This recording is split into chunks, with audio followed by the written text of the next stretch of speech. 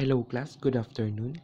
Let's continue our discussion in intertidal zones. So last meeting, we talked about the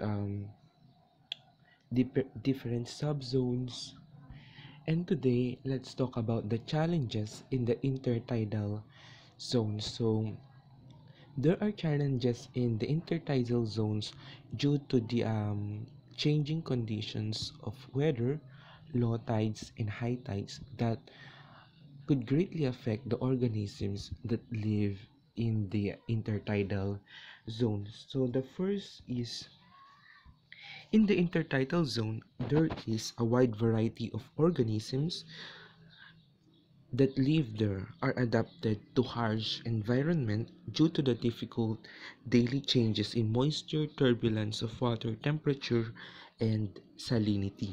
So let's talk first with moisture. So usually there are two tides, okay, two high tides and two low tides in a day. Different areas of the intertidal zone may be wet or dry depending on the time of the day.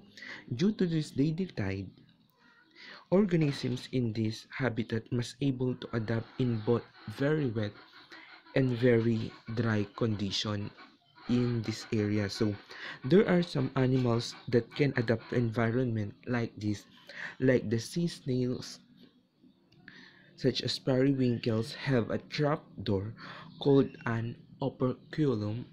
They can close when they are out of water to keep them moisture. So that's how the snails interact with the changing weather, with the changing condition when it in the intertidal zone.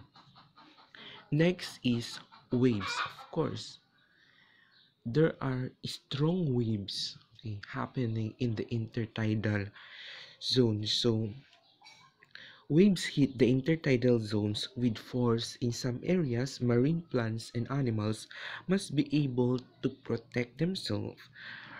To the waves around the shore can wash away or misplace organisms that cannot adapt to the environment. Another animal that can adapt to this environment is kelp. A kelp is an algae. It has a root-like structure called hold fast. It uses to attach to rocks or muscles, thus keeping them in place. From the word hold fast, they can hold firmly to the rocks or to the muscles. That's why they cannot be flashed by the strong waves. Next is salinity. The water in the intertidal zone may be more or less salty depending on rainfall. The salinity is much higher in the intertidal zone because salt water trapped into rock pools evaporates, leaving behind salt deposits. So after the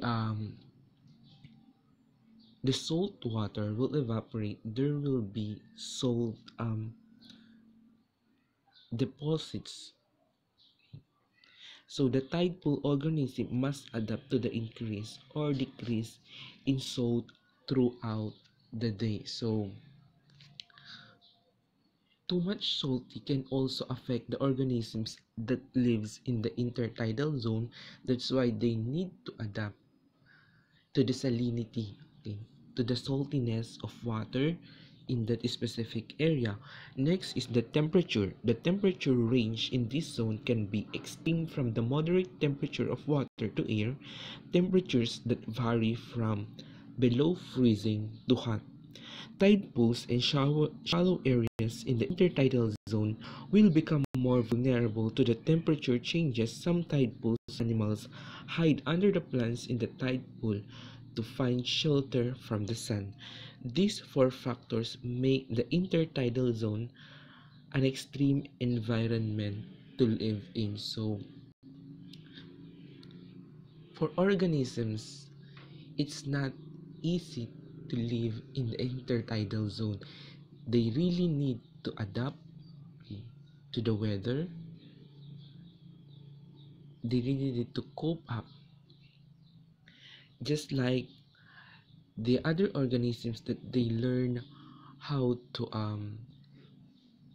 hide themselves from the rocks, from the plants, in order for them to live in the intertidal zone, and they will not be die because of the challenges in the intertidal zone.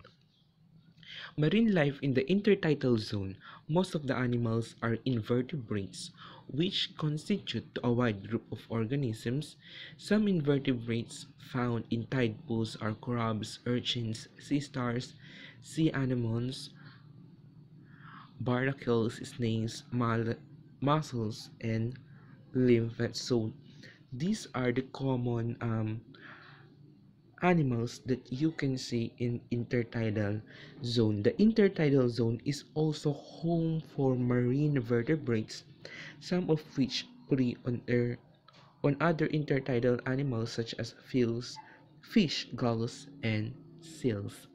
So those are the organisms that live in the intertidal zone. So what are the threats to the intertidal zone?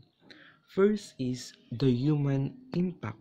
So we know that human harvest animals and plants from the intertidal zone for food and for home aquariums.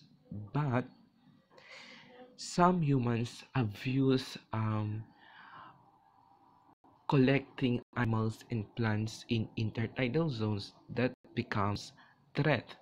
Many shells, especially those marine mollusks, are collected for souvenirs by some people who visit the ocean coast.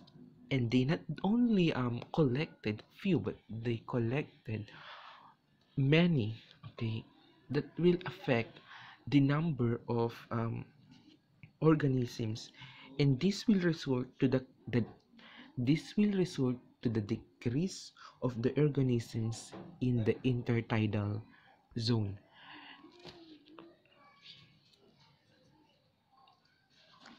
So next is the pollution and coastal development. So if an area will be developed, of course, you expect that pollution will increase in that specific area. So pollution poses threat to the tidal pool animals and plants.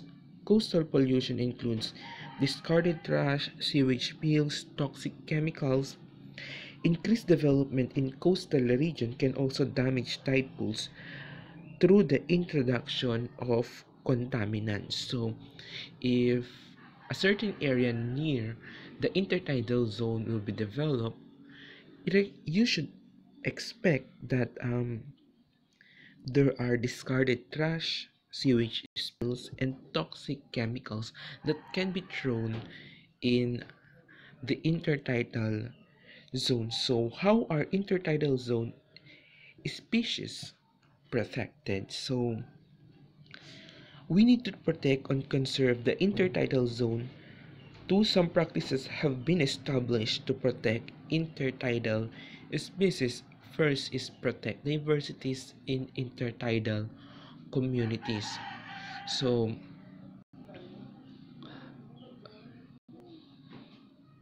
okay, so do not collect and abuse harvesting of animals and plants in the intertidal zone. Next is provide a source of water supply of breeding stocks so useful areas nearby can be sustained.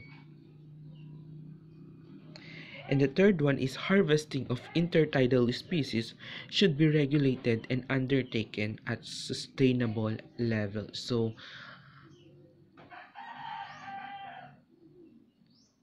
officers, okay, should regulate collecting of species in the intertidal zone. So that's it for today.